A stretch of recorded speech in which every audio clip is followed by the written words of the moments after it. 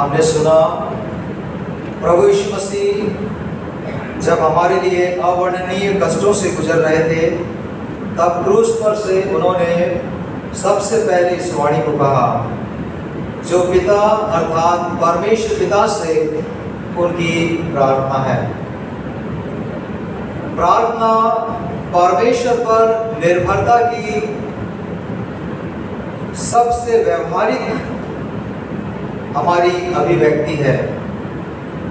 जब हम प्रार्थना करते हैं तो परमेश्वर पिता को हम ये बताते हैं कि परमेश्वर पिता की हमको कितनी ज़्यादा आवश्यकता है। आप जानते हैं, हमने अक्सर सुना है, प्रार्थना परिस्थितियों को बदल देती है और इसलिए प्रार्थना का जीवन शैतान के आक्रमण का प्रमुख निशाना है। पवित्र बाइबल इस बात को प्रकट करती है कि प्रभु यीशु मसीह प्रार्थना करने वाले थे। मत्ती रचित सुसमाचार और उसके 6वें अध्याय में आप सब जानते हैं, आप पढ़ते हैं कि प्रभु यीशु मसीह ने प्रार्थना करना सिखाया, जिसे हम प्रभु की प्रार्थना के नाम से जानते हैं और अपने दिन प्रतिदिन के जीवन में हम रोज उस प्रार्थना को करते हैं। और उसमें एक वाक्य है कि हमें परीक्षा में न डालें, परमेश्वर पिता आप हमें परीक्षा में न डालें किंतु बुराई से बचाइए। परीक्षा में न डालें और बुराई से बचाइए।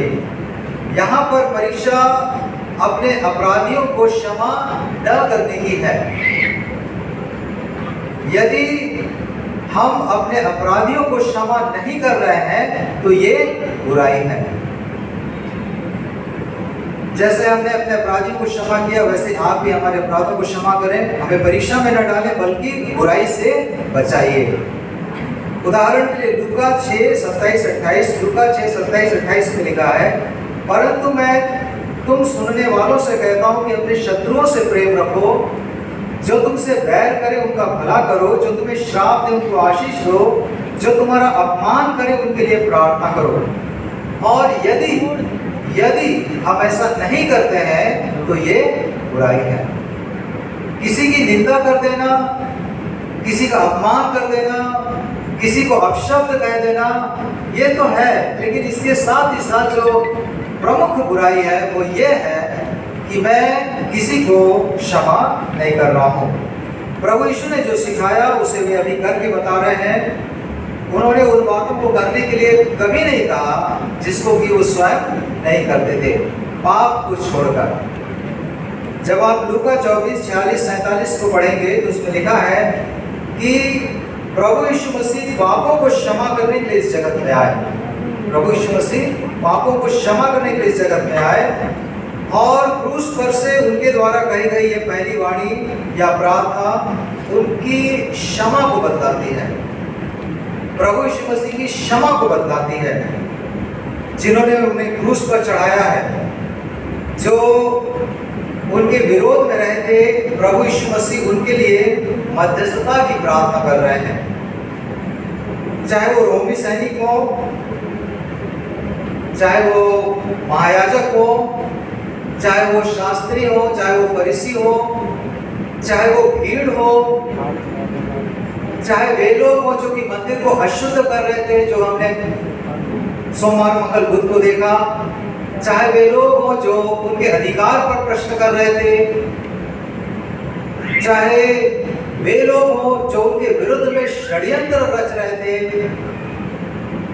चाहे आप और मैं क्यों ना हो, जो जाने अनजाने में उन्हें क्रूस पर चढ़ाते हैं, सबके लिए प्रभु यीशु मसीह प्रार्थना करते हैं कि हे पिता इन्हें क्षमा कर, क्योंकि ये जानते नहीं कि क्या कर रहे हैं। आज भी यदि आप इब्रानियों 7:25 पढ़ेंगे तो पाएंगे आज भी वो हमारे लिए विनती करने को सर्वदा जीवित और उपलब्ध हैं और वे चाहते हैं कि हम वैसा ही करें, अर्थात प्रार्थना और क्षमा। और आप सब जानते हैं इब्राहिम जो विश्वासियों का पिता है, वो मध्यस्थता की प्रार्थना करने वाला व्यक्ति था। मूसा जिसे पवित्र धर्मशास्त्र में बड़े भविष्यवक्ता के रूप में चित्रित किया गया है, वो भी प्रार्थना करने वाला व्यक्ति था। मध्यस्थता की प्रार्थना करने वाला व्यक्ति था, इंटरसेशन करने वाला व्यक्ति था। प्रेरित पौलुस भी अपने लोगों के लिए प्रार्थना करने वाला व्यक्ति था। प्रार्थना के अभाव के कारण ही जो हमारे लिए इम्प्लीकेशन है सामूहिक रीति से, क्योंकि इन्हें क्षमा कर, इन्हें सब आ रहे हैं उसमें। प्रार्थना के अभाव के कारण ही प्रभु के एक भक्त ने कहा है कि कलीसिया में इस समय में सामर्थ का अभाव है। वे कलीसियाएं जो अपनी रविवारी आराधना की उपस्थिति पर गर्व करती हैं, उन्हें अपनी साप्ताहिक प्रार्थना सभा की उपस्थिति पर दुखित होना चाहिए। कई बार प्रार्थना सभाओं में प्रार्थना की अपेक्षा प्रचार, योजना बनाना और खाना पीना अधिक होता है। यशायाह नबी विलाप करते हुए कहते हैं, यशायाह और उसका 59 उसके 16 में, उसने देखा कि कोई भी पुरुष नहीं और इससे अचंभा किया कि कोई विनती करने वाला नहीं। उसने परमेश्वर से कहा, यशायाह 64 और उसके 7वें पद में, कोई भी तुझसे प्रार्थना नहीं करता, न कोई तुझसे सहायता लेने के लिए चौकसी करता है कि तुझसे निपटा रहे। अंत के समय के विषय में प्रभु यीशु मसीह का जो क्रूसीकरण है वो सिर्फ वर्तमान ही नहीं, लेकिन हमको हमारे ध्यान को अंत के समय भी ले जाना चाहिए। और अंत के समय के विषय में अपने संबोधन में यीशु मसीह ने सबसे अधिक प्रार्थना के प्रति चौकस और सावधान रहने पर अन्य किसी विषय से अधिक जोर दिया। जागते रहो और प्रार्थना करते रहो कि तुम परीक्षा में ना पड़ो। यदि हम जागते नहीं रहेंगे, दूसरे शब्दों में यदि हम सोते रहेंगे, तो फिर शैतान जंगली बीज बो देगा। मत्ती 25 और उसके 13वें पद में प्रभु यीशु मसीह कहते हैं, चौकस रहो, जागते और प्रार्थना करते रहो, क्योंकि तुम नहीं जानते कि कब समय आ जाएगा। तुम नहीं जानते। वहां पर भी प्रभु यीशु मसीह कह रहे हैं कि तुम नहीं जानते। ये नहीं जानते, ये जो नहीं जान रहे हैं, ये इग्नोरेंट हैं, ये अंधकार में हैं। प्रभु यीशु मसीह के आने के विषय में भी हम नहीं जानते कि प्रभु वो घड़ी कब आ जाएगी। और इसलिए प्रभु यीशु मसीह कहते हैं कि हमको हमेशा जागते रहने की आवश्यकता है। और इतना ही नहीं, जैसे कि हम इस वाणी में देखते हैं, प्रार्थना, क्षमा, संबंध परमेश्वर का बेटे के साथ, बेटा का पिता के साथ वो है, और उसके बाद प्रार्थना, उसके बाद क्षमा। और यही चीज आज हम में से हरेक के जीवन में परमेश्वर पिता चाहते हैं कि इम्प्लीमेंट हो।